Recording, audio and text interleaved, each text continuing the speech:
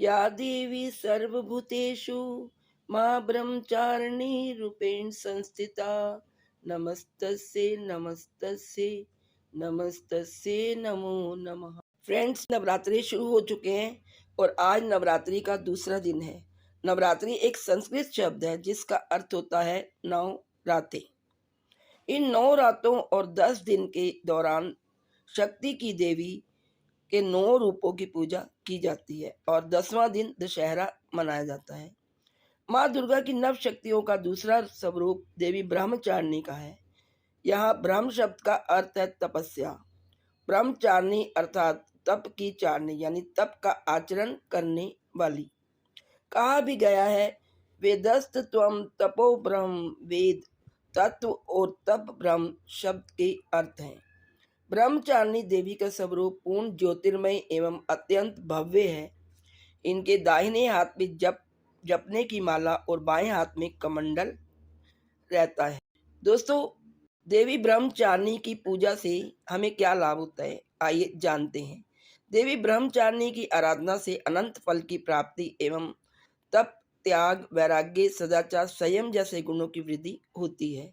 जीवन के कठिन संघर्षों में भी व्यक्ति अपने कर्तव्य से विचलित नहीं होता। माँ ब्रह्मचारिणी देवी की कृपा से उसे सर्वत्र सिद्धि और विजय की प्राप्ति होती है। लालसाओं से मुक्ति के लिए माँ ब्रह्मचारिणी का ध्यान लगाना बहुत अच्छा। आइए अब जानते हैं माँ ब्रह्मचारिणी कौन है और इनका जन्म कैसे हुआ। अपने पूर्व जन्म में जब ये ब्रह्मचारिणी अपने हिमालय के घर में पुत्री के रूप में उत्पन्न हुई थी, तब नारद के उपदेश से इन्होंने भगवान शंकर जी को पति रूप में पाने के लिए अत्यंत कठिन तपस्या की थी। इस कठिन तपस्या के कारण इन्हें तपश्चारिणी अर्थात ब्रह्मचारिणी नाम से अभिहित किया गया। 1000 वर्ष इन्होंने केवल फल मूल खाकर अपना जीवन व्यतीत किया और 100 वर्षों तक केवल शाक सब्जी पर ही निर्वाह किया। कुछ दिनों तक कठिन उपवास रखते हुए देवी ने खुले आकाश के नीचे वर्षा और धूप के भयानक कष्ट भी सही। इस कठिन तपस्या के पश्चात 3000 वर्षों तक केवल जमीन पर टूटकर गिरे हुए बेल पत्रों को खाकर वे भगवान शिव की आराधना करती रही। इसके बाद उन्होंने सूखे बेल पत्रों को भी खाना छोड़ दिया और कई हजार वर्षों तक वे निर्जल और निराहार तपस्या करती रही। पत्तों को भी खाना छोड़ देने के कारण उनका एक नाम अर्पणा भी पड़ गया। कई हजार वर्षों की इस कठिन तपस्या के कारण ब्रह्मचारिणी देवी का शरीर एकदम क्षीण हो गया। उनकी यह दशा देखकर उनकी माता मैना अत्यंत दुखी हुई और उन्होंने उन्हें इस कठिन तपस्या से विरक्त रहने के लिए आवाज दी। उनकी इस तपस्या से तीनों लोकों में हाहाकार मच गया। देवता, ऋषिगण, सिद्धगण, मुनिगण सभी देवी ब्रह्मचारिणी की इस तपस्या को अभूतपूर्व पुण्य कृत्य बताते हुए उनकी सराहना करने लगी।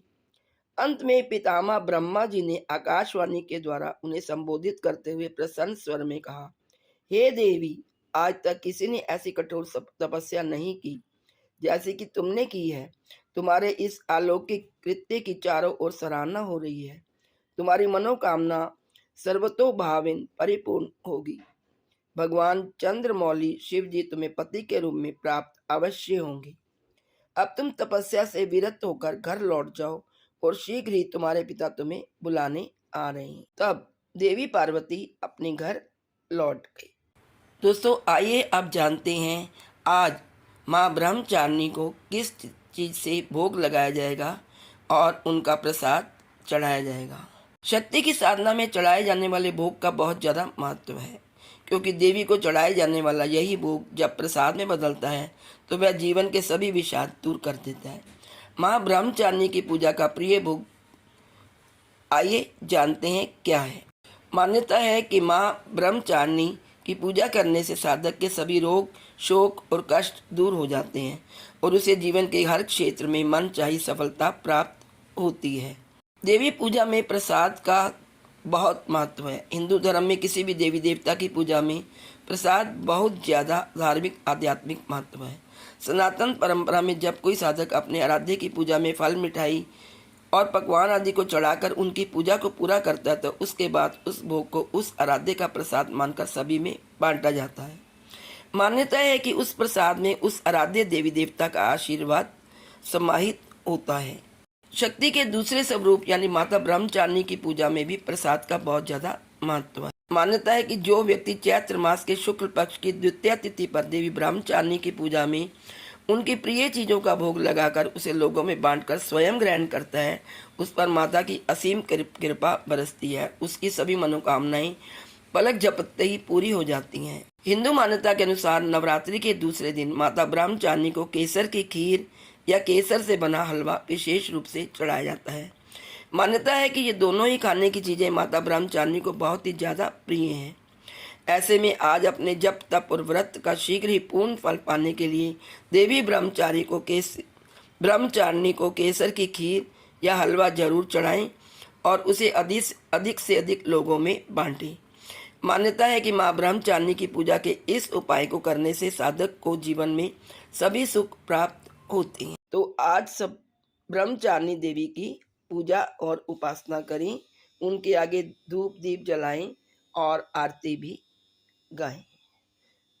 तो सब मेरे साथ मिलकर बोलो, माँ ब्रह्मचारिणी की जय। जय माता दी।